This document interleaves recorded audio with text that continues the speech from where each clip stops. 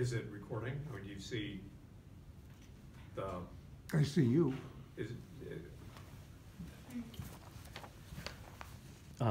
Yeah, just look at the timer up there. Okay. Apprentice. the old generation beats technology. So anyway, the last month since I spoke here had two events that run parallel in my mind. While the actual events themselves were separated by 80 years, they shared a common element, a burning synagogue. Let's start this story with an editing project. I've been working with my girlfriend's father, Eric Lizeroff, on his memoirs. He wrote them in a class over several years, and last fall, I began editing them into a narrative format. After I did that, his daughter Naomi added photos and document scans and put the memoir into a design with the title, "This Country Gave Me Life." Eric meant that title literally.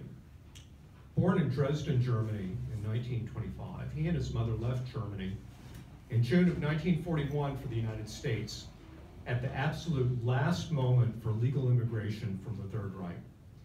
He later joined the army and returned to Germany as a GI and as a native German speaker, which was a highly prized skill in the last months of World War II.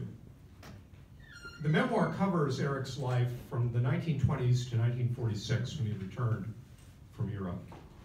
His life directly intersected with history at many fateful points. One I want to mention is from November 1938, when he had just turned 13 years old. As he wrote in the book, "Although I wasn't raised with a strong awareness of my Jewish faith, my mother did make a point of having a bar mitzvah for me.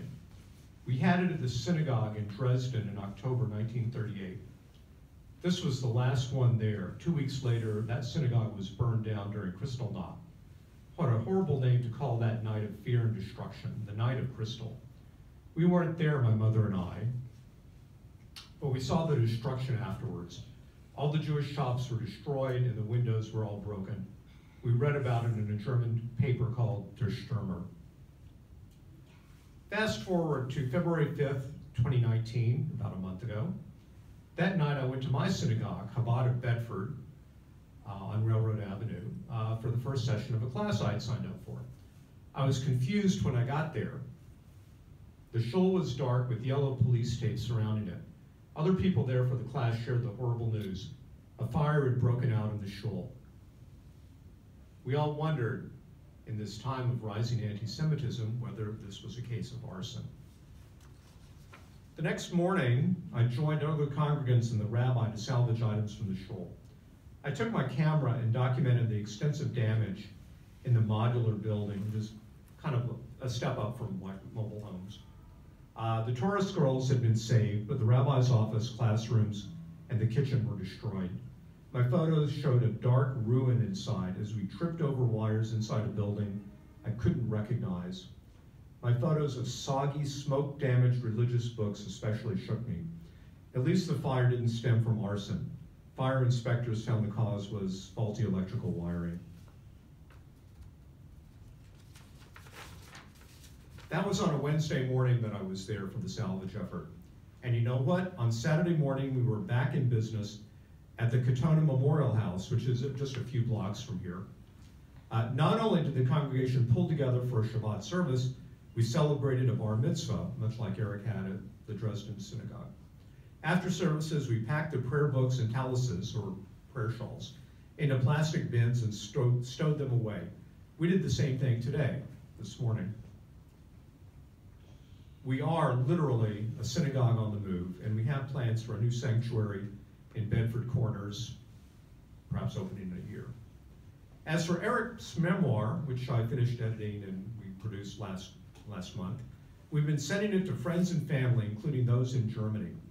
Friends in Berlin want to translate the book into German with an introduction sharing details about Eric's father, who was a famous soccer player in the 19-teens and 1920s. The response touches us deeply as readers respond to a journey from Nazi Germany, Kristallnacht, deportation trains, a new life in Portchester, the terrors of war, and a return to civilian life. And what about Dresden? Naomi and I visited there in 2014 as guests of the city government of Dresden, which brings back the families of former Jewish residents. That visit included a tour of the new Dresden synagogue with the outline of the destroyed one visible on the plaza outside the new sanctuary. We attended a Friday service there with dinner at the adjacent Jewish Community Center. Even after the Holocaust, Jews returned and made a presence in Dresden. So that was my month. Two shuls were destroyed by fire 80 years apart, but the spirit of the congregants remained. You pick up the pieces and you carry on and you rebuild. What's the alternative? Thank you.